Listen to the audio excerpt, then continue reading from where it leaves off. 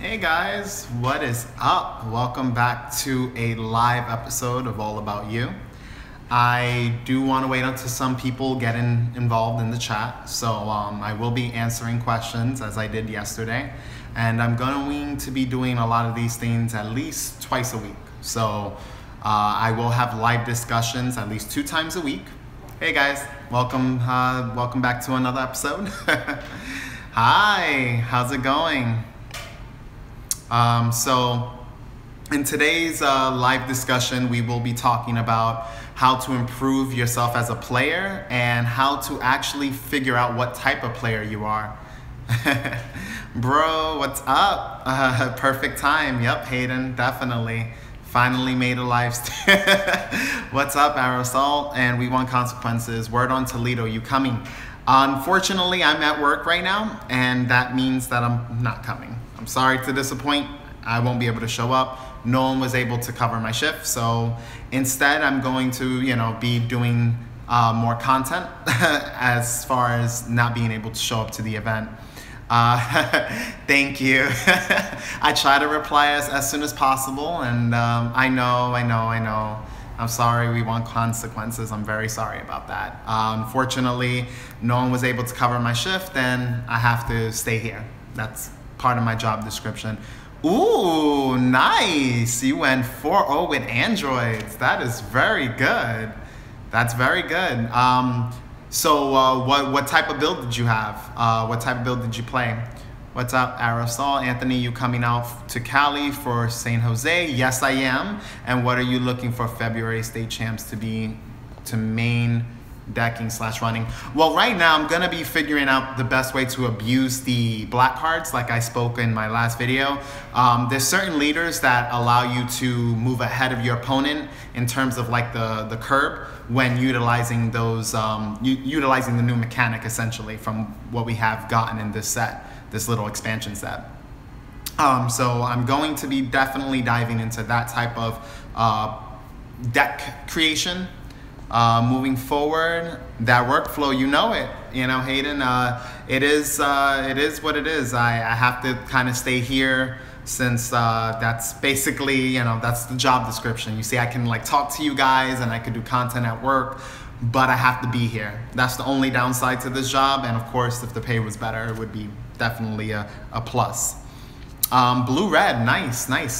That's very good. Blue-red is one of my favorites. So the green, you only run the TN and the 10K boost. Let me know about that. Kami one. I'm just gonna like abbreviate you for Kami one. Not red. Oh, you said green. Okay, so green blue makes sense. I was about to say, oh, you just run like the TN and 10K package. Thanks. Hopefully I see you at that regional. I'm stationed in Ventura, CA. What do you think of the psyched up Gotenks? He's fucking nuts. Excuse my language, but the guy is broken. First of all, and a card that says I'm a Princess Speed and I'm also a Beerus or any type of removal card you want to pick out of the selections we have in this current meta, that's pretty strong. Overall, it's nuts, to be honest. Having the setup for having a Goten and Trunks in your discard pile, it's light work because you have Mighty Mask. Mighty Mask is super, you literally get the pieces you need to be able to use psyched up Gotenks. So the deck kind of plays itself. The only issue that I have is that as players, we all have to come up with the most viable builds because right now there's just so many options. So it's like, what can you come up with that will utilize those type of cards in the best manner, most efficient, effective way. Moving forward, took out, all right, Kami 1, took out Kaba and Mighty Mask combo and brought more defense. Yes, that's pretty good. I mean, I'm not gonna lie, I love Kaba in androids because your opponent can leave you at 7, 8 life and never swing out until they have a good chance that they know they're gonna be able to like game you. I have done that to my opponents, so be careful on that. Definitely if you don't mainboard Kaba, sideboard it because TN is not enough. If you don't see your TN that entire game, you're banking on your opponent to attack you. And if they don't attack you, you won't get anywhere in that game other than dropping guys on the board, which your opponent can just easily KO it with effects, or if, let's say, they are the cell lead. So just be careful with that. Just wait one moment, guys. Hey, how's it going? How's it going? Everything's good. All right, thank you. So moving forward, yep, I managed to work with 4TN. 4TN is effective. My personal pick on utilizing the deck, believe it or not, is running 4TN and 4 Kaba. I actually run 4 and 4 of them. I take being awakened very seriously in gameplay. There are only a few decks that you don't have to worry about being awakened, and those are the really aggressive decks that want to push your shit in by like turn 2, turn 3. If you ever come across one of those decks, just run the Kaba, take out the TNs. So that's like a little tip in knowing how to sideboard in and out of your deck. And mainly the deck is Vegeta. If you're going up against a Vegeta deck, just keep the Kabas in. Don't worry about having TN. TN will kind of mess you up in that matchup. Yes, it's freaking broken, Air Assault. Area Assault. It's just, it's too crazy. Guys, I'm getting like a poor connection thing. Let me know if you still see me. This always happens for some reason. I guess like the area is a little weird. The building sometimes has poor connection. We want consequences. Green blue droids with the cell chain is crazy good. Of course, it's amazing. It just does so much. And you can use the chain for scare tactics to keep your opponent's hand size low. Yes, that is very true. And you know what you can also do is you can also run cards like the Dash Pack Cell. He is very good because you can trick your opponent into like KOing their hand low, and then you still go into your cell chain and then you hit their hand again and you help either awaken yourself or you just get a +1 card in hand. So you can really cripple your opponent if they try to play the defense game. You can hurt them even more. Thyron and a few other guys, Darian, however you pronounce his name, he's relatively known for playing the cell chain. So that's one of his tactics. Moving forward,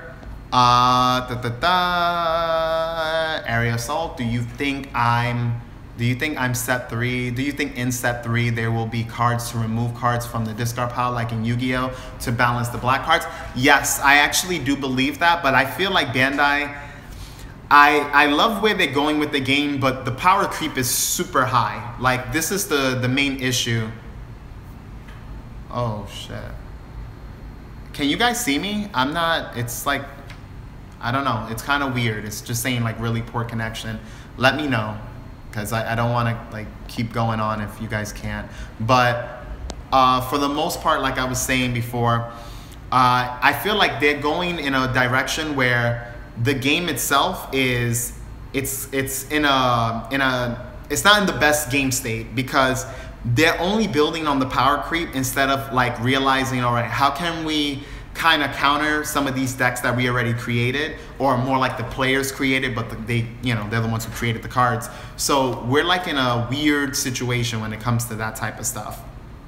So at this point in time, I feel like we just, as a community, we have to kind of figure out the best ways to counter most of these type of cards, you know? So I feel like if they do come out with a way to remove your opponent's discard pile, it's only going to be even worse, because they're going to probably come out with a card that's similar to Yu-Gi-Oh, like Return of the Different Dimension, where now you can play all your removed cards at like a cost that isn't really much of a cost, that you can still play more free cards. So, we just got to be careful, and I feel like at this point, Bandai should start working on a way so that we can communicate as players to them and kind of let them know, hey, we love the game, we love where it's going, but calm it down a little bit on the power creep, and start giving us answers for decks like the Cell Chain. Start giving us answers for decks like that run Cold Bloodlust, stuff like that. Even Sensu Bean is a nuisance to an extent. So moving forward, I hope I answered that, well enough.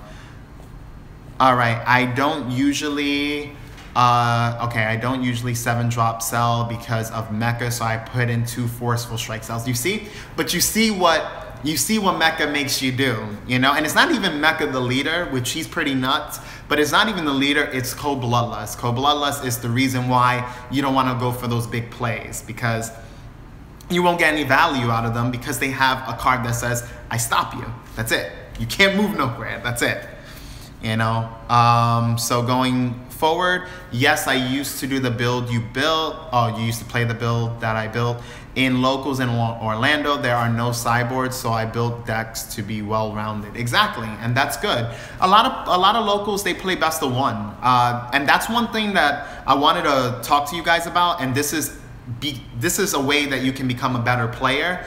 Start practicing best of threes. Even if you don't do it at locals, see if you could request it and see if they'll be able to make accommodations so they can make your events best of three, so sideboards are viable. Because what's going on is that you guys are coming from locals and then you go into a regional, and in the regional it's best of three, so you're used to best of one. And even if you build a sideboard, you're really not used to playing that many best of three games. You're used to playing more best of one. And what ends up happening is that you might do very well your first game, and I've seen this happen to players. They'll win game one, and then they'll say, man, I lost the following two games. And I'm like, what happened? And they were like, man, you know, like, I guess my sideboard wasn't quite right, or I didn't get to test much of best of three, and it becomes an issue. Hey, bro, how's it going? Can I get the keys to lock out the penthouse 2? Penthouse 2, I hope the keys are here because we don't have, Mike is gonna come back. He took both of the keys to open that. Okay, so can I call Mike? Yeah. Cool. Yeah, give him a call. Alright, man, I'm out of here. I got 2 more guys coming down. Okay, sounds good.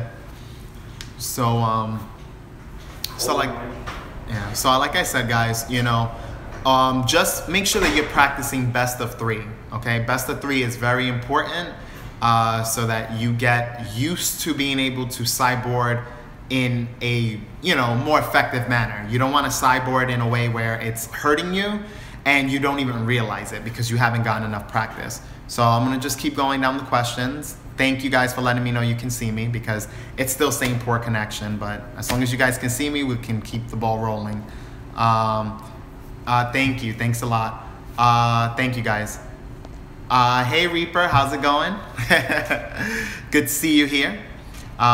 True, Area Sol, true, that's where limited or ban lists are relevant. I agree. We need, unfortunately, I won't say quite yet, but we're getting to a point where we're gonna need a limited list and possibly a ban list. Right now, I don't see any card getting banned because a lot of the cards, even if they're very strong, they can still fight off in the format. But with that being said, I do feel like a limited list is what we need. It's just desserts. Wait 1 second, guys. 1 second. Hey, good afternoon. How's it going? It's okay. That's good. School was fun? Or okay? Same old? All right. It's school. It is school.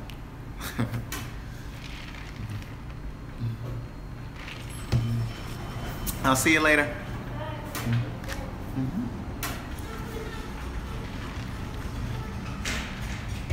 Okay, guys, so moving forward, like I was saying, you know, when it comes down to having a limited list, it's necessary because it allows you to slow down whatever power creep they designed, you know, because it may not have been intentional. A lot of times creators, when they're designing cards, they see things linear, meaning like, for example, the cell chain. They saw the cell leader going with the cell chain. I'm pretty sure they weren't thinking about all the possibilities that could have been involved with the cell leader. Like me as a player, I was like, oh, cell leader doesn't say anything about you must run androids or they don't get these effects. Like had it said, place an android underneath this leader, pop a 3 or less, then during its flip side, it says you may place an android underneath this leader and, you know, so on and so forth, for you guys get where I'm going with, then it would have restricted the power of the deck, and then you would only see the cell chain or other new androids. Like right now with this new release set, you would only see cards like that being played with cell. Other than that, you wouldn't be able to play much. You could still play other key cards like staples, but you wouldn't see a variety of different type of decks that you could play with the cell leader. So that is one thing that I do see that Bandai, they're gonna have to create a limited list in the future, but hopefully in the next couple of sets we're okay. Hopefully things don't get too crazy. Moving forward, what is up, Noob? How's it going? Yeah, I know, Kami. Yeah, fuck Cold Bloodlust. It's a little overpowered, but you know, sadly we need it. You know, because they created cards like the Cell Chain, where now players are afraid of playing the deck because they know one card basically shits on them, which is good. It's good that we have a checks and balances system, because if we didn't, it would be very difficult for decks to really shine. Like Vegeta wouldn't. It would be more difficult for him to even see top cut if he had to go through a lot of Cell decks or like the Cell Chain. Just wait one moment, guys. Well, someone's coming down, but not right now. Yes, thank you. No, you're welcome. You're welcome, Kami-One. You know, I just want you guys to have an idea of how to practice correctly, because that's another thing. Is like, you need to learn yourself. You need to learn what type of player you are, which is basically like the fundamental point of this video, is learning who you are as a player. Are you an aggressive player? Are you a controlling player? Are you tempo, which is like somewhere in the middle, you know? So you just need to learn how to prep up correctly, so when you're designing decks or when you're playing a certain deck type, you are well prepared as a player. Because if you're an aggro player, I won't advocate you to play a control deck, because you're gonna be either you're gonna feel tempted to rush the game state, and a controller player, you're supposed to sit smooth sailings, you know, throughout the entire, from beginning to end. Whether the game takes 2 or 3 turns, or if it takes 20 turns, you're in it for the long haul. That's what a control player does. That's how they operate in gameplay. And that goes for any game. Magic the Gathering, Yu-Gi-Oh!, Pokemon, we can name multiple games. If you're a control player, it means that you're trying to shift the advantage on your side, and you're willing to slightly edge out every turn. So it can take 10 turns just to clearly have a big advantage over your opponent, but you're willing to literally sit tight through that long process to gain advantage. So would I tell you to play a Vegeta deck? Nah, especially not a red-blue Vegeta. Maybe a green-blue Vegeta, maybe a tricolor Vegeta deck, but not a red-blue Vegeta deck. Because a red-blue Vegeta deck, unfortunately, it has explosive moments early game. It's the longer the game progresses, the more that the deck is at a disadvantage based on just how red operates.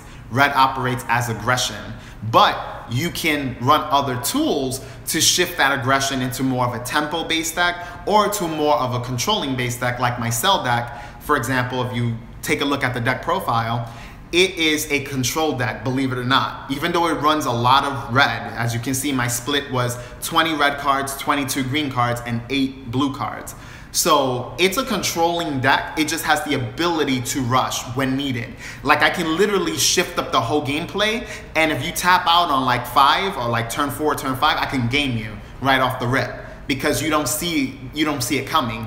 You're seeing like a controlling deck, and all of a sudden you're like, oh, I'm safe, I can tap out. His deck is control, I don't have to worry about him putting too much pressure. Out of nowhere, bam, you just see me going for game, and you're like, oh shit, what happened? And it's like, what happened was, my deck can do both. My deck can tempo, it can aggro, and it can control, which was the whole design of the deck to begin with. And it runs Vegito Save the Day, because if we end up going to a long stretched out game, even if we're going tit for tat, I'm gonna have one card in my deck that says refill my hand. I'm gonna have Kale in my deck that says refill my hand. You see where I'm going with this? But I'm gonna continue to move on, because I don't want to take too long going through these dynamics.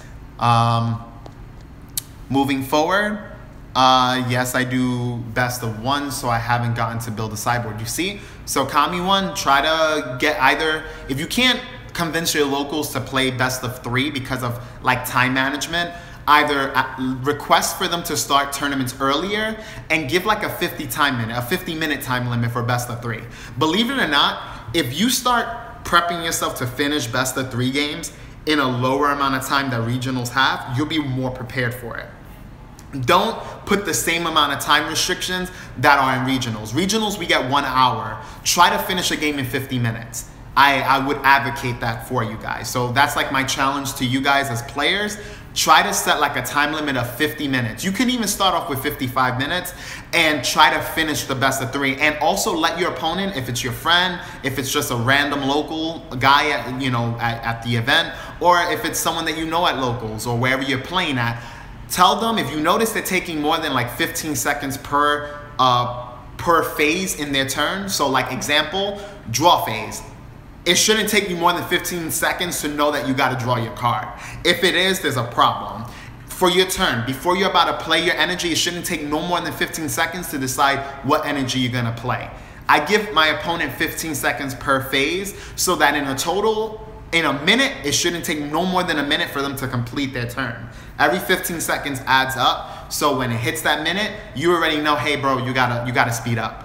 Like, I know, you're trying to make sure that you can make the best play possible. Just know that without a doubt, you gotta have your plays down pat. It teaches you as a player to make moves that you normally need to think about. You can now do them in a quicker manner. You got what I'm saying? So it just allows your mind to speed up the process of what you need to do during gameplay. But moving forward,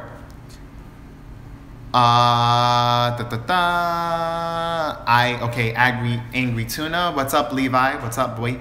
I prefer rotation than a ban list. Nah, chill, boy. I'm sorry, I don't agree with that. I had to deal with it in Naruto, and I just did not like the rotation. Rotation only works for games that have huge sets, huge. And when I mean huge, I mean like Magic the Gathering huge. I mean Yu-Gi-Oh huge. I mean Pokemon huge. Like when you literally had a design in your card game that now the design is totally different in future sets. That's when you have rotation. But as long as the game is coherent from beginning to end, you don't need rotation. All you need is a list that tells you what's restricted, what's banned, what's semi-restricted, etc. Yu-Gi-Oh has the best method, except they're abusive to their players, and that's what I don't like about them.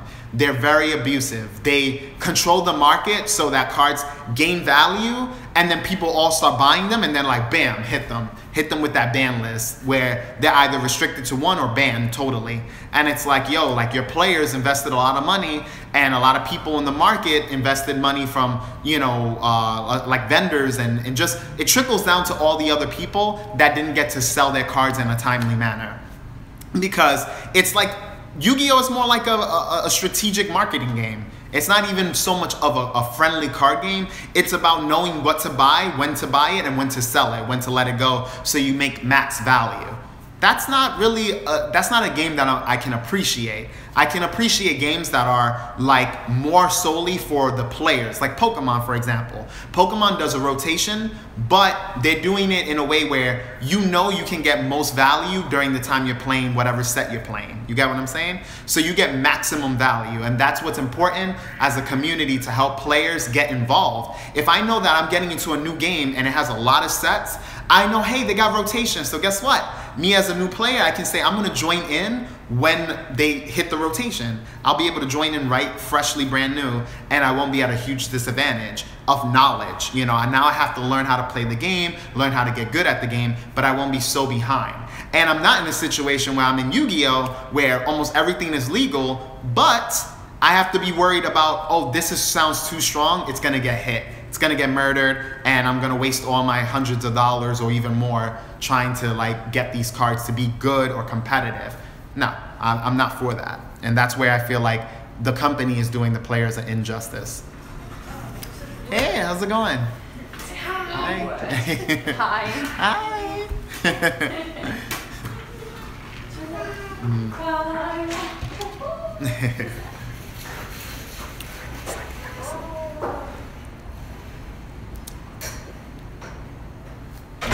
So moving forward, thank you guys for being patient. That's the one thing that I'm gonna, humbly request. There are gonna be periods where, someone's gonna come in here and I have to like take care of them. So I'm gonna still go down the questions, but you just gotta give me like a few seconds or, whenever. You guys already know the drill of how this works. Hayden, I need a card that searches a field card. So essentially, you want something that can search like a Broly's ring, besides like the card that searches Broly ring, the dad. That would be cool, or searching out for Cell's birth, for example. That would be nice. Now, the only thing I do have to say about that is that searching out field cards, I believe we need them, but I believe they need to still be restricted in the manner they can search out. For example, I don't want a random card that says search out a field card, and that's it. I want a card that says search out a green field card, or search out a field card that has 1 or less cost. You get what I'm saying? Put some restrictions, because the moment you start designing cards with no restrictions, the later the sets build, you're gonna start being able to do broken stuff, overpowered stuff. The more restrictions you have on a card, the better it is for the game state as a whole. Because now players can become smart and they can become innovative, but it's not like 1 + 1 = 2. You get what I'm saying? It's not like, oh, everyone, you have to run this because they designed the game or they designed the set previously very poorly, so now these future sets are busted and overpowered. You get what I'm saying? Moving forward. Aerial Assault, you were talking about Cell versus Vegeta with Tien. How do you play those matchups in the early game or game 1 when you draw or get Tien? Do you combo and awaken? Do you charge it and wait for Kaba? Okay, so just wondering. That's a good question, and this is how you play against the matchup. And it is a rough matchup for the Cell player. For one, if you're playing a red, blue Vegeta, specifically those colors that you notice they're playing red, you notice you notice those colors are visible. The way you play against it is you don't want to tap out on turn 2 for Tien. See what your opponent is doing. Like, gauge it. See how they're playing against you. Are they aggroing you immensely? Are they trying to like chompa you with double strike crit? What are they doing against you? See how they play that matchup. On turn 2, if I have the Tien, I won't play it. I would wait and pass the turn. Now, I would leave 2 energy open, right? So now it's my opponent's turn. My opponent is playing red, blue Vegeta or Tri or whatever, which, guys, I have something really special in the mix for Vegeta that I'll talk about later. But for the most part, your opponent you're gonna be able to see what your opponent is gonna do. So when they attack you, see what they do. If they're gonna try to go in for a double strike crit attack, you have the Tien still in hand that you can guard, and you might have an additional 5k, like maybe a Jocko or just a 5k to guard over that. You see, now you switched it up on your opponent. Your opponent is aggroing you, but you just countered the aggro by now dropping your Tien on the defense. Instead of dropping it on the offense, that now it makes it easy for them to wreck you. Because once you tap out on 2, unless your hand is godlike, that you have multiple free 10k boosts and you just got a bunch of 5ks to work with, you will get wrecked. And this is quote by me. You could quote it by Anthony Hernandez. You will get wrecked and probably get scooped up horribly that game, and you're gonna end up moving into the next match. Because unfortunately, Red Blue Vegeta has so much going for it. On turn 2, they can easily game you. All they need is 2 Kabas, a Sensu Bean, or Trunks, the unyielding Trunks. If they have any one of those pieces, you're getting scooped up right away. And that's something that you want to be careful with. So play according to how your opponent is going to play. That's how you play against that matchup. Leave your energy on top, see what they're going to do, and then play according to that. You know, moving forward. Okay, asking your personal preference. Yeah, basically what I just told you, that's what you will do in that matchup. Creature of the Night 20, how's it going? What's up? You're a new face to the channel. I want to welcome you. You know, everybody can welcome that. Welcome Creature of the Night 20. Soon alternate arts of leaders. That would be awesome. I mean, I don't know what they're gonna do in regards to that. I feel like what they could do is, in bigger tournaments, like after these regionals are over, they can try to design something where the winners, like top 8 or top whatever of bigger events, they get alternate arts of leaders. What I really want them to do in this field is design cards that are not separate, but design alternate art versions of each card. Wait 1 second, guys. Wait 1 moment. It's gonna take like 10-15 seconds. Hey, what's up, Mike? Thank you. Fucking sucks. I know, man. I was just like, oh shit. And I was like, fuck. And as soon as I was like, did I fucking... Yeah. I would have fucking not come back, but the whole key for 3A, I don't know if they come in this weekend or whatnot, or whatever the bullshit. Yeah. See the key just to get in real quick to put this in? Yeah, definitely. You locked it up too? No, I didn't yet. I'm gonna lock it up soon. But yeah, I got a little crowd over here. Yeah. But hey guys, you know, that's one of my good coworkers. You know, we cool out here. But all right, moving forward, I'm gonna go down the list. And thank you for being patient, guys. All right. What's the best? All right, so Andres Del Rio. What's the best possible to make Hit work? I'd like to know what's your opinion on this, or do you think Hit needs more support? Right now, I feel like Hit does need more support, but it is viable. If we're talking about to utilize the Hit cards, not the leader, because honestly, the leader was poorly designed and is very lackluster and weak in comparison to all the other leaders.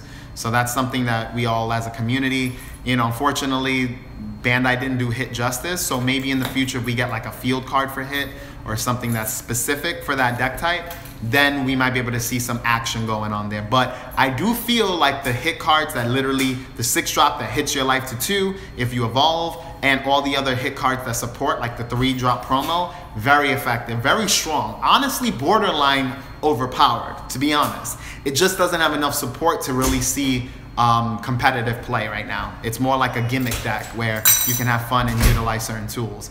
But catch you later. Just use the bathroom. Yeah, go for it. Don't worry, fucking Stephanie's not here. Yeah, oh, that's good. So moving forward. Oh, what's up, Zoo Hairs? How's it going? How's it going?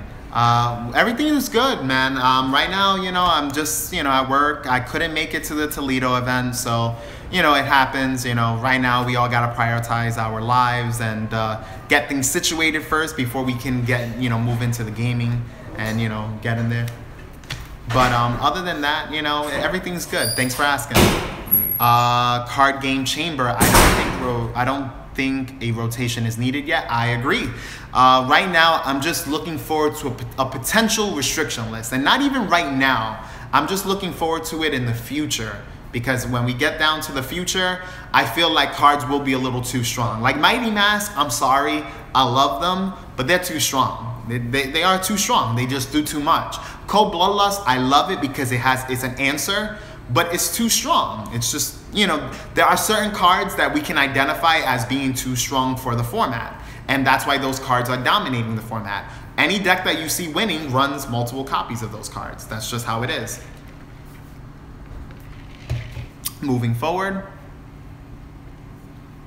we are going, okay. So Yu-Gi-Oh was fun back in 2004. I agree, man. I was playing Yu-Gi-Oh back in the day. You know, I used to love Marnox. I used to love control decks with DD Assailant, DD Warrior Lady, you know, Cyber Dragons. You guys know that. You know, if you guys played back then, you guys know the drill. Moving forward, the Yu-Gi-Oh market is the cryptocurrency market. Hey guys, how's it going? Okay. Have a good one. Okay, thank you. Area Assault, got to go back to work. Have a good one, Big Ant. Thank you. Thanks, and thanks for joining in. Again, if you guys can't stay for the whole, you know, talk through or walk through, whatever you want to call it, you know, definitely I appreciate you guys for being here, and maybe you can catch a snippet later on when you're free. These videos are definitely going to be good for you guys to rewatch. You could skip the parts that don't suit you, but whatever suits you, you know, definitely learn from what you can. All right, you too, man. All right. Ruben Santiago, how's it going, boy? That's extra space that does not need to be, and you right. Thank you. With restrictions, as if the card says search out and play in rest mode during your next turn. That sounds good. That's more fair. Even then, that can be a problem, though. Just know that. But it's still a little more fair, a little more balanced. You know, that's the point. It's like designing a format where when you design these cards that can search other cards, make sure you place restrictions. That's what I would tell Bandai, because Bandai watches my videos. I don't know if they watch them all or they watch them frequently, but you know, you got Bandai, if you're listening, you guys, I'm loving what you're doing with the game, but make sure that when you're designing your sets, future sets, set 4, set 5, whatever it is, expansion sets, make sure you're putting restrictions on the cards that do a lot. Like if a card says searches and put in play, or search your deck and add to hand, make sure you're putting restrictions on those. But moving forward, Jonathan Snow, what is up, boy? How's it going? I don't want to get wrecked. No one wants to get scooped up or get their shit pushed in. Hi, creature. What's up? Super critical. Frieza-san. Hayden Fawcett. Shout out to Mike. Yeah, Mike is cool. Thank you. You know, he just right now left, but you know, he's a cool dude. What's good? What's up, Giovanni? How's it going? Love the channel, man. Keep up the good work. People like you make the game fun for others. Thank you, Andre. That means a lot. You know I'm not the most well-liked person in the community, but you guys, I thank you for watching, and I do thank you for, you know, following me through. You know, I occasionally, like I've said in the past, I do talk my fair share of shit talking, and I have a passion for the game. I want to always strive to become the best, and, you know, whatever I can do, I do, you know. And that's why I want you guys to get really good so you could push a lot of people's shits in and compete with these PPG guys. Like right now, PPG is a strong force to be reckoned with, you know? And they're tough opponents. I played so far 3 times against PPG guys. So far, I have 2 victories and 1 loss over them. So I'm 1 up, but not over the whole squad, you know? And right now the squad's been dominating. So we all as a community gotta elevate our gameplay. Let's move forward. What is up, St. Clair? It's good to see you, Captain. Here's some free chicken from the Captain Hit Leader with triple strike chunks. Well, yeah, I mean, I'm not gonna lie, Captain, you know, we already, I mean, good card deck goes with any leader. I mean, I could rock Vados and play triple strike with Boma and do some cutesy stuff and make that deck good. The problem is the leader. So like when you hit competitive play, like I can see a Vados topping one of these regionals. I can see a hit leader potentially topping. But to win, you're only going to be playing against the best leaders in top cut, and that's the problem. You don't want to play a leader that's at a disadvantage. But like what the captain said, yeah, you know, he gave you some advice, and it's possible. That's why I made a bet with some people. I was like, I could win an event with a Vados or a hit leader at locals, you know, and it's not to shit on anyone and make it seem like, oh, my locals is like trash or something, because it's not. My locals there, I have competent players there, and I have some dedicated players there. But what I mean is that it's possible. Don't think that it's not possible to win with those leaders. It's just that they clearly have a disadvantage over the other leaders. That's simply put. You get what I'm saying? Moving forward. Amazon's all the way. What's up, Card Game Chamber? Good to see you here. Shiny Gamer, what is up, boy? What's up? Super Critical Frieza. Hey, look, it's the captain scooping up the competition, I see. Yeah, boy, he's been scooping people up. You know, unfortunately, we didn't get to see him in action the last regional, but all the regionals we see him, he's scooping people up, moving up to top 16, top 8-ish. That's what he does for a living.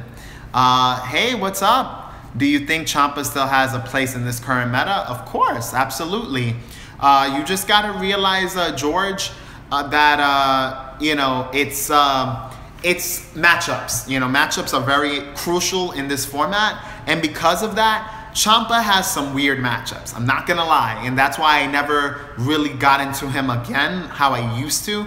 Because against Vegeta, he doesn't have the best matchup. Can he compete against Vegeta? Absolutely. But he does have a slight disadvantage. All right. Sorry about that, guys. I'm going to wait until everyone gets right back in. Unfortunately, I had someone give me they called me. So it was, yeah, they kind of cut off the live stream. That's kind of what happens if someone calls me. Weirdly, like the app just like shuts down, you know. So, hey, what's up? Sorry about that. Someone called me and they literally like just cut the stream. That's kind of what happens since I'm doing it off of a phone, you know. So next time I'm gonna try to see if I could work this up maybe from my laptop so that wouldn't happen again. Thank you guys for getting back in. Sorry, I do apologize. Like I said, someone did call me, so it kind of just cut the live stream. But I'm actually gonna just keep going back and answering questions that were already previous. So we'll just, you know, keep asking them and I'll just keep going right through them. So Jonathan Snow, what are your thoughts on the new blue Vegito? All right, so the new blue Vegito is very good. He's a very good card. The issue that I have with him is that he's not easy to bring out. And of course, if he was, the card would be busted. But because of that, it's kind of problematic in the way that these late game cards, they don't really get to see much play because of how the format is very fast. At this point in time, the format is very, very, very fast. You have red, blue Vegeta running rampant, where it can end games as early as turn 2. I kid you not, turn 2, it's like scoop it up, you know, and that's very difficult because when you're competing against decks that are very quick, it becomes a problem. Now, if you're playing against like a Soul Striker Goku, Vegito is very good. The blue Vegito is amazing because he is a slower paced card, so he allows you to keep up with a slow deck. And because he's a powerhouse, he is very good. Being able to crit your opponent, having dual attack, being a big beater on the board, very effective, very efficient. So moving forward, let's see. Michael Van Cleek, what's up, man? How's it going? What do you feel will be the biggest paradigm shift with the new special sets, and what cards will find new homes in what decks? Okay, so my thing is that right now, because of the way the format is set up, I feel that we will be having a situation where deck types are gonna be trying to force these overwhelm cards in it, and that is not the best way to do it. The best way to really utilize these cards is to make sure that you start building the decks without having the template that you normally would play.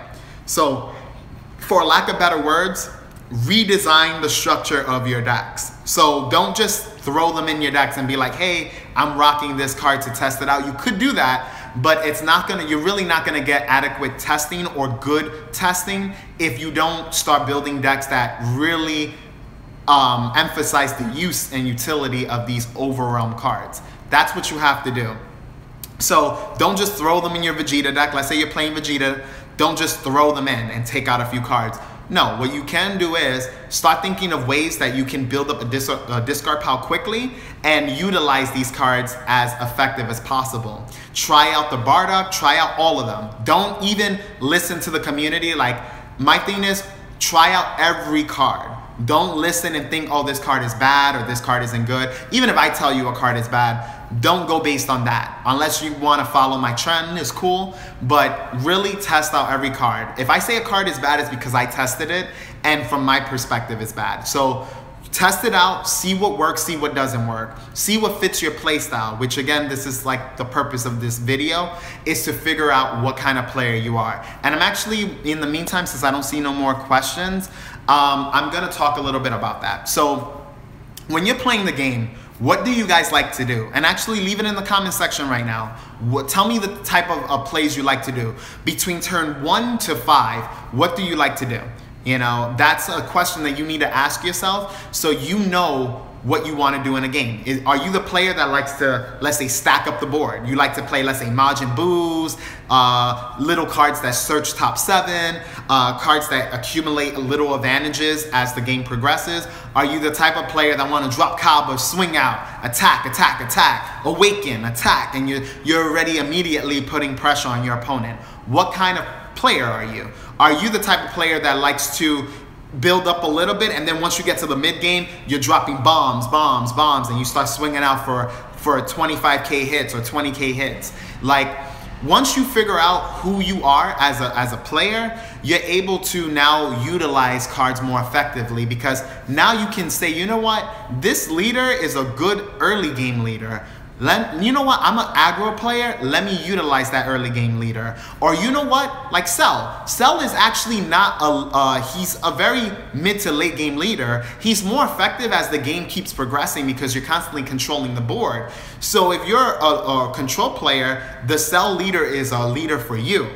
But he does have weaknesses, and the weaknesses is that he simply cannot awaken. So that's something that you have to consider when playing a leader like that. While you could play, let's say, a Frieza deck that's more controlled, but it has way more chances of awakening. You have multiple cards that can help awaken you as opposed to one card in the entire deck, which is Tien.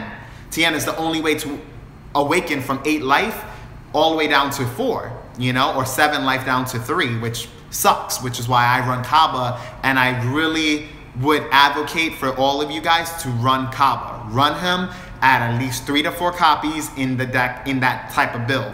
If you're gonna run Cell, or if you're running androids, run them 3 to 4 copies. That to me is a must, because you don't want to be against an opponent that says, hey, sit, pass, sit, pass. If you play against a player like Jordan Markle, which some of you guys may know in the community, he's infamous for the sit pass technique. And that to me is why he used to go into time all the time. Literally, you know, no pun intended, but the point is he was always going into time, and it was because he was the sit pass type of player. But now he like elevated his gameplay. I believe he gotten better as a player to kind of distinguish when he could actually take advantage and not just do anything. Now he's more proactive in games, and that's what you need to do as a player. You need to constantly be as proactive as possible. I'm not saying go crazy and start attacking your opponent recklessly, but make sure that you're not leaving your opponent at 8, 7, 6 life. That's bad. What if they hit a results of training on you? You almost auto lose. Don't get me wrong, you can still win, but it's very difficult when you're playing against someone of a high caliber that is at 8 life with a results of training because of results of training. That's disgusting, guys. You don't want to see that. You never want to see that at all. That's just terrifying, you know. But moving forward, Creature of the Night 20, what would be a good idea for a Napa leader? Power. I say a good Napa leader would be a leader that either says this leader gets plus 5k when it receives the damage. Like a power leader that anytime you take damage, whether it's on the offense or defense, the leader itself gets plus 5k. Wouldn't that be awesome? So if your opponent hits you, he gets a plus 5k buff. So it's like he auto gets a sensu beam. Or when he attacks, if you're running Kaba, he gets a plus 5k buff because you take a card from your life area and you make him stronger. So Nappa is a selfish leader, selfish character in the franchise. He wasn't trying to listen to Vegeta when Vegeta was giving him orders. He was just going on his own, and eventually he got beat by Goku because, you know, Goku was already surpassed him in strength and speed. So, you know, Nappa didn't realize that, hey, let me listen to the stronger person, the person with more experience, and follow his lead. If he would have, Vegeta would have never killed him. So I feel like they should incorporate something like that. I don't know. Let me know your thoughts on that. And again, guys, tell me what kind of player you are. Like, what would you like to do during like game 1 to 5? I'm sorry about the cutoff before. You know, if someone calls me, it'll cut off. So hopefully no more disturbances. But you know, let's get this discussion rolling. Jonathan Snow, how good is the new Vegito blue card? Do you think it can win an event? Okay, so I spoke a little bit about it, Jonathan Snow. I'll repeat it, but I'm not going to go in as in-depth as I did previously in the beginning of the video when it restarted. I believe he's a very good card. The problem with him is that there are decks that are too fast in the format. Androids being one of the fast decks, and Vegeta Red-Blue specifically being one of the fast decks. Even Green-Blue is pretty quick. That deck is borderline tempo, but it's more aggro than anything. Unless it's like a Broly hand control engine, which that deck is no longer as viable because it dies hard to like Cell Chain, it dies hard to like Mecha Frieza, and a few other leaders and cards that can break it apart. Especially Cell Leader, because Cell Leader just pops your board and just pop all the Brolys. But with that being said, if you're going against a slower base deck, it's very strong. So it's very good against like a Soul Striker build. Soul Striker likes to have a mid-range to a late game game flow. It runs between mid to late game. Early game, it's not doing much. So what you can do is, if you're playing that card with one of your leaders, you can easily take advantage of that deck. That deck has problems against really heavy hitters late game. Soul Striker has a big problem with that because if your deck is made for the late game, Soul Striker is more mid-range deck. It's more of a mid-range. It runs a lot of mid-range cards that start stacking up towards the late game. But if you're running hard-hitting cards that are late game, it has a big problem with that, which is why the Broly engine, it always struggled because it hits his hand from beginning to end, and once it hits the late game, you got Broly 30k hitting it, and it doesn't have adequate removal. It has to draw into it, and that's a flaw. When you don't have a leader or have something that auto removes, you have to draw into the answers. You don't draw into the answers, you get steamrolled. That's it. Moving forward. Jonathan Snow, I want to be at 1 life and scoop my opponent that has 8 life, LOL.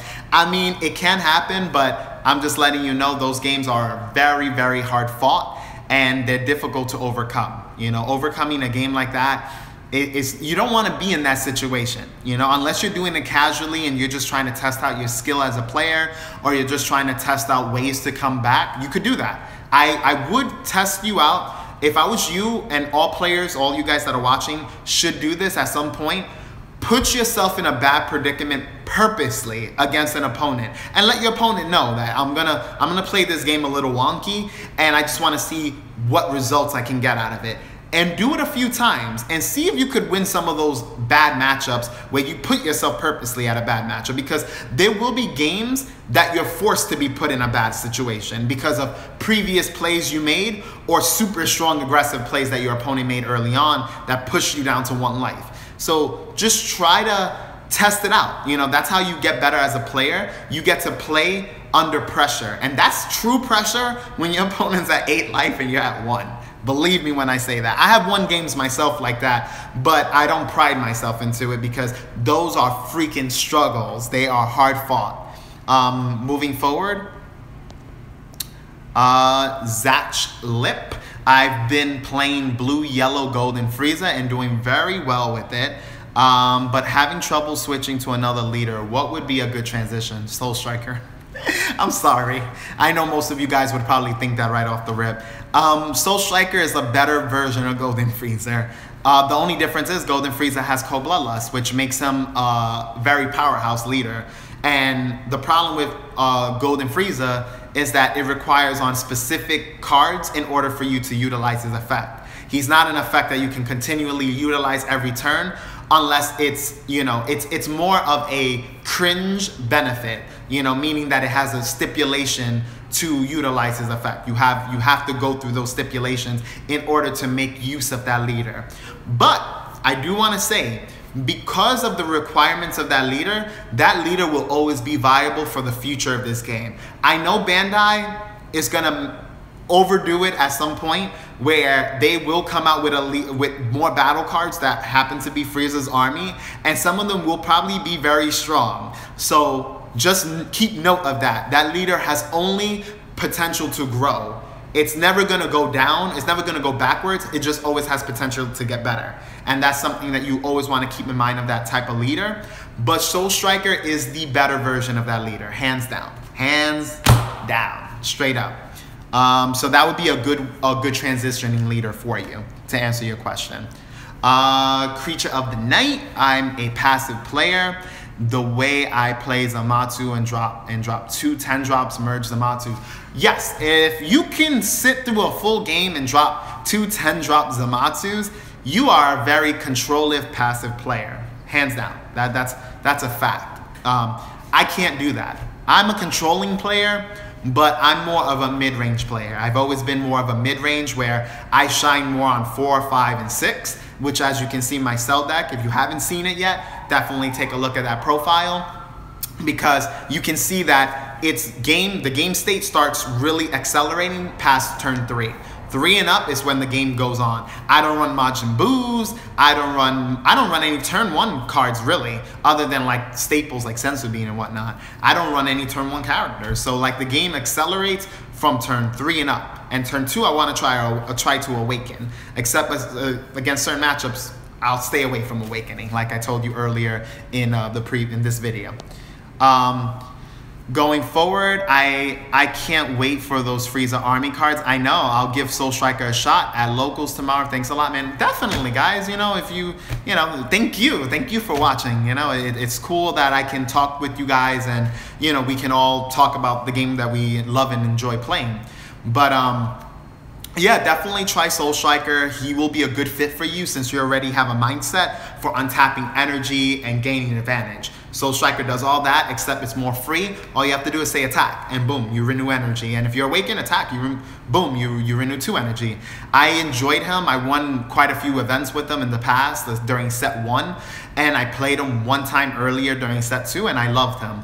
I just, you know, he's a leader that I'm always gonna love playing with. It's just that I don't like, when I notice a lot of players are playing with a specific leader, I like shifting off. You know, like, I noticed a lot of players that were playing Cell Chain. I was like, I'm gonna play Cell because Cell is a strong leader, but I didn't wanna play the Cell Chain. I played it for the 2 tournaments when it was released. it was easy to dominate those events. And I felt like, you know, I could teach anyone to play the cell chain, and they would be able to go to their locals and just win an event. And, you know, again, it's a good deck, but I just feel like it doesn't take too much skill. You just takes an understanding of knowing what you need in your hand. And certain decks, that's what all it is. It's just an understanding of what cards you need to see in your opening hand so that you can move forward in a very advantageous manner. But moving forward, Zuhairs, and nigga, you run Kaba, that's the 1-drop baby. Yeah, I run Kaba, but I don't play Kaba turn 1. I can't even count him as a turn 1 boy because I literally drop him when I'm scooping you up. You only see Kaba when I need to awaken or when I'm scooping my opponent up. You won't ever see that nigga. You just won't. I'm sorry. Kaba is non-existent in the deck because I will never give you advantage with Kaba-sama. Just it won't happen. But Jovad Cruz, what is up? You don't play Kaba in turn 1? Exactly. Woo! My boy Jovad. If you guys haven't seen Jovad Cruz, he's a good, was a great Naruto player. He won a Shonen Jump, and he actually created a format at one point in the game, and he's been consistent in Yu-Gi-Oh! So, you know, definitely want to take his words too in the game. I haven't seen what he's done in Dragon Ball, but I expect some good stuff in the future. Zuhairs doesn't matter. He said he doesn't play any 1-drops.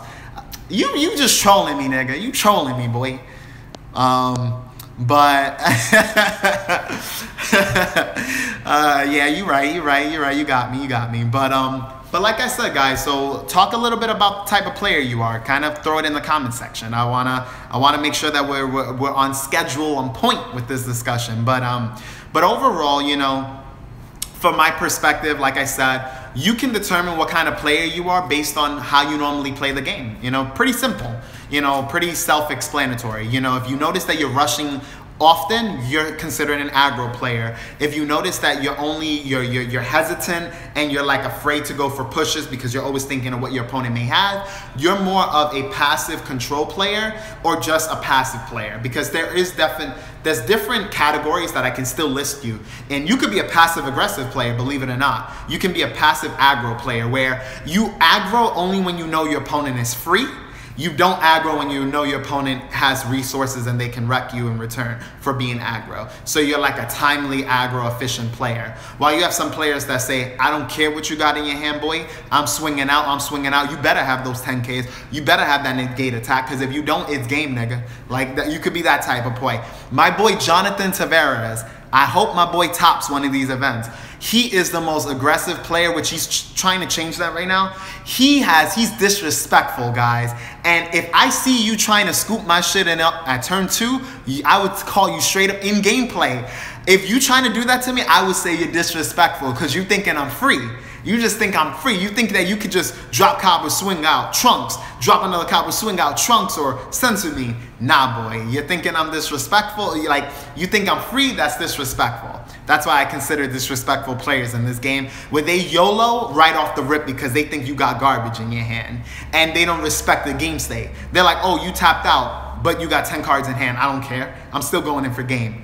And I'm like, nigga, you lose the game if you go in for a game if I have some 10K boost cards, free 10Ks, or a good amount of 5Ks. You lose. If I Jocko, scoop it up.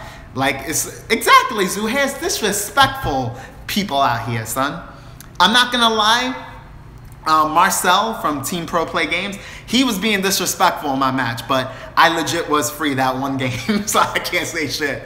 I was legit free. Game 1, I was free. I used TN, and I'm like, yo, Marcel's a good player, so in my mind, I'm like, you know, he's gonna respect my TN. He's gonna respect that I have a good amount of cards in hand. He ain't gonna go for game. Nigga went for game, and I was just like, fuck. Fuck my life, boy. Just lost game 1 off of Tien. Then game 2, I had to use Tien on the defense, but it was just so bad, you know. But moving forward, kill Kaio. I like to control the board and play booms. You like to play threats, and you are a control player. What I would, how late do you like ending the game? Kaio, just let me know. I'm just abbreviating your name. Just let me know in the comment section how late, because then I can say if you're a late game control-live player or if you're like more of a tempo player. Tempo to mid-range is like usually where I'm at. So I'm a controller player, but not to the extent where I'm gonna wait until dropping a turn 12 Whist. I will never play with that guy unless Bandai fucks up. Sorry guys, sorry Bandai. But if you guys mess up and you guys make like a card that says special summon 1 blue card with an entrance cost of like, I don't know, some BS, I will play Whist at 4 in my deck and just special summon him and be like, game, hold that L real quick. Quadruple strike, boy. But moving forward, let's see. Eddie, you are honestly, from what I've seen, I feel like you're an opportunist, and that kind of falls in like tempo to mid-range. You are the type of player that if you feel like you have enough numbers in your hand, you'll go for game. I watched a few of your gameplay, you know, when we were at the tournament together, and like you'll look at your hand, and if you feel like your hand is strong, you're just gonna go all in. Like you'll go in for an attack, and then if you notice that it went through, you'll just say YOLO, and you'll just boost out with a freaking Boma for 95K or like 91K. Like that's the type of player you are. I won't say you're disrespectful because you clearly have to look at your hand and see that you have a lot of combo power. But I'm talking about like certain players that are straight up disrespectful, that they'll game you with like a 45K. They'll game you with 45. And I'm like, nigga, like you basically are saying I have shit in my hand. You literally tapped out. Like I'm not gonna say, actually, I guess I'll say names because I'm just that dude. Whether you like me or hate me, I'm just like that. What is that dude that I played at Grimm's? I don't know if you guys know the players at Grimm's in New York, but he's not super known, but he's a pretty good player. I'm trying to think of his name. I think his name starts with like C. It has a C. But this is one player that he'll know who I'm talking. He'll know who I'm referencing if he sees this video. He literally TJ. I just remembered it. TJ, guys. This guy gamed me with 50K, bro. No, not even 50K, on 45K. And I had like 10 cards in hand. He saw me take a double strike and I took it, and he tapped out, went in and boosted the rest of his hand, and it equaled 45K, bro. And he won. He beat me. He actually beat me that best of 1 game. It was at a tournament at Aeon Gaming. He beat me, and I actually did pretty bad in that event. I lost twice, and then I basically gave one of my wins. Like one of my last games, I gave a win to a Gotenks player, and I just let him basically win the game. But I was disappointed in myself because TJ scooped me up, disrespectful. The way he won was super disrespectful. He gamed me with the red-yellow Mecha Frieza build that he had. But anyways, moving forward. Marcel is the most Marcel is super disrespectful, boy. He will scoop you up, but he hits numbers, though. I'm not gonna lie. Like, he's not straight up disrespectful where he thinks you're free. He will hit you, and if it goes through, he doesn't mind going in for like a 75, a 85, a 95K. But he's gonna hit high numbers. I'm not gonna say that he straight up just doesn't care what you got in your hand. I consider a player disrespectful where they give no fucks of what's in your hand. Like, you can have a hand of 12, 20, whatever, and they'll be like, I'm going in for like 45K. And I'm like, nigga, all I need is like one 10K boost and a couple of 5Ks, and you lose. You just tapped out, boy. Like, you better humble yourself, boy. And I've gamed people like that, and that's what I consider a bad player. But when I lose, I can't say shit. I'm just like, I lost, man. I'm just like, fuck. I just lost to a 45K. Like, you know, I'd be mad. I'd be just like tight, super tight, guys. But turn 5, turn 6. Okay, thank you for letting me know, Kaio. So you're a mid-range player. You're definitely mid-range and borderline tempo. Depending on how your game state is. If you're normally putting pressure on your opponent's leader or battle cards, I would say you're more of a tempo player at that point. So it also depends on how you play the game. You can also be considered tempo, but you're definitely a mid-range player. You just said 5 to 6, that's mid-range. He's smart. Yeah, he is smart, Zuhairs. He's definitely, but still disrespectful. Attack with a chill token for 105K. Oh, that's disrespectful, boy. But he's smart. So he's smart and disrespectful. That's so bad. That's a bad combination. Guys, just give me a few seconds. I'm just going to plug in my charger. And it should be in. I got to make sure that this is charging. I just got to make sure that this is charging so that I don't, okay, there we go. Thank you for waiting.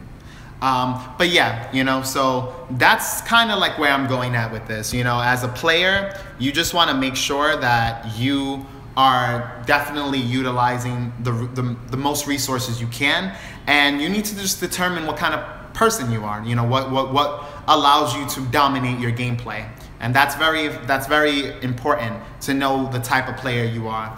Guys, definitely ask me a few more questions. I'm gonna probably be wrapping this up in the next 5 minutes, so go ham with the questions. I think we've already spoken about how to get better as a player if you watch the first section and of course this section before we were interrupted. Definitely, you know, anything that comes to mind, ask me, especially if it has to do with elevating your gameplay and learning who you are as a player. You know, I try to give you guys an idea so you can follow. Thank you, CJ. It means a lot. Thank you. You're awesome too. But you know, so as players in the game, you know, you want to get to know who you are, get to know yourself, and you know, believe it or not, a lot of your own personal life can contribute to how you play in a card game. That's a factor. You know, like if you're the type of person that you don't let things bother you, you're always pushing in life, that can attribute to how you play the game. You know, that can allow you to be like a player who never quits, a player who will stay in the long haul. Even if you know that you're losing the game, you'll stay there, because the moment your opponent slips up, you're going in. You're going in for game. You're going in for that one moment, that one chance that you have to get that opportunity to win that game. And that's very important. Never scoop up your games. That's another thing I want to tell you guys. There are times that my opponents have scooped up and they still had a chance to win. And they just felt like I had overwhelming advantage and they didn't want to play through. But they didn't realize that my hand wasn't as stacked as they assumed. They didn't see no 10Ks being used and they're like, oh, he got all of them in his hand. He has like 6, 7 cards in his hand. Oh, he got like at least 2 or 3 of them. I'm scooping up. And then all of a sudden I show them my hand and I'm like, bro, you might have had it if you would have went for the push. Never give up. You know, that's that. And I don't want to sound cheesy or cliche, but you never want to give up in any game, because you never know when you could have had it. Stay to the last minute unless it's time and you know that your deck is very proficient at being able to manage well early game. If you know you can win a game early, then sure, scoop it up, because you don't want the game to drag out. But if you're a mid-range player, if you're a player that that doesn't mind the game going you know, to the long haul, never scoop up. I'm gonna keep going through. We want consequences. Send my sell list. Let me know what you think for Toledo. Definitely, I already got your message. I will take a look at it. It's just that, you know, I had to do this video and talk to you guys. I made a promise yesterday that I was going to do it. So, you know, what I'm going to be doing again on this channel, twice a week, I'm going to be doing these type of discussions, preferably around this time. So if you guys can, you know, I'll be grateful. Try to leave some time to, you know, open during around the 3:30 to like 4 p.m. range, Eastern time, so that you can, you know, be a part of the chat, answer questions, help out other players that join in. Like right now, we have 11 people, you know, in this chat, and we had like around 20 before. You know, everyone can help one another. If you have a question you need to ask, go for it. If you have any ideas, deck ideas, let me know in the comments. Then you could just easily message me and, you know, we'll talk about it. You know, and if you have any inquiries of being able to join like my team, because I'm gonna start prepping up things in the future, and I'm gonna really take this seriously. So I'm gonna probably end up sponsoring my own team out of pocket. I'm just giving you guys an idea. I'm gonna sponsor my team, because I really want players to be able to go to events, have a good time, and showcase their skills. If you're good at the game, but you don't really have the funds or resources, definitely hit me up. I mean, we'll figure out a way that we could play test so I can vouch for your skill. I need to see firsthand how good you are as an opponent. And, you know, we'll work something out, because I'm gonna start like building a Justice League for a PPG. You guys, you know, you guys been killing it, and we need some heavy hitting players so that you guys don't just continue dominating. Because honestly, as a whole squad, you guys been dominating, you know. And I give you guys props for that. You know, PPG is like the Jiren of this game, or Team 11 for that matter. So, you know, again, much love, and you guys keep doing what you're doing because it makes my win sweeter. When I can beat you guys and go through Swiss rounds or go through a tournament and hopefully take one of these regionals, you know, it'll make the win much sweeter because you guys are you're a force to be reckoned with. But moving forward, for the last few questions, right now I'm playing around with a green-blue Mecha Frieza build, Kale to control, and the triple striker Trunks to end out of nowhere. That's very smart. I have actually one of my boys, he's actually coming through in a few. He plays actually a very similar build to that. Very similar. Honestly, what you just said he plays in his deck. It's just that he has his own weird ways of playing. He plays like Gohan that searches out the Piccolos. He runs stuff of that nature in his build. So that's just something that you could think of when you're designing your deck. Maybe you want to incorporate that in it. But again, play for your style. You know, play for what you like to do. Shit, I'm at a desk during the whole stream, so keep them coming. Sounds good, bro. That's great. You know, we both got a similar job occupation, you know, sitting down at a desk and whatnot, you know. So definitely thank you for, you know, being here. Yo, look my way, sponsor me. Yeah, I mean, definitely, you know, Jonathan Snow, I will. Again, right now it's in the works, but I'm putting money aside because, you know, on YouTube I make a little bit of money, guys. You know, it's a little bit, so it can help. And then out of my paychecks, you know, put some money aside to really think about, you know, making this something big. You know, I want all about you, the channel. I want it to do very well. I want it to be as interactive as it possible. I want you guys to always be involved, and I want to make sure that you guys are getting better, because if you guys are not getting better, it's like, what's the point of me doing this channel? You know, I want to meet up with you guys, meet and greet. We get some games together, learn how to play test. I could teach you some of my own way of thinking when it comes down to gameplay, so you have more effective, more polished plays. And if you're already good and you want to take it up to the next level, definitely hit me up. And if you think you can beat me, definitely hit me up so we can run down some games against one another. And you never know, you might want to join my team, you know? So, you know, it's about getting the community as competitive as possible so we can see this game just skyrocket, you know? I want this game to be as big as Yu-Gi, or bigger, as big as Magic, as big as Pokemon. You know, we all know the big games. Even Vanguard ain't doing too shabby. You know, Vanguard is up there. Force of Will, not so hot, but it's been doing pretty well. But overall, again, you know, I want to thank you guys for joining the stream. It means a lot to me. I'm glad I was able to answer a lot of questions. If you guys have any questions after the stream is over, definitely, you know, message me. I'll get to you, you know, because I do have quite a few people messaging me, but I'll get to you for sure. And let's keep growing this game, you know. Let's keep getting better, and, you know, let's dominate. We can't let PPG win this out. So again, thank you as always, and as you guys already know, this channel is all about you.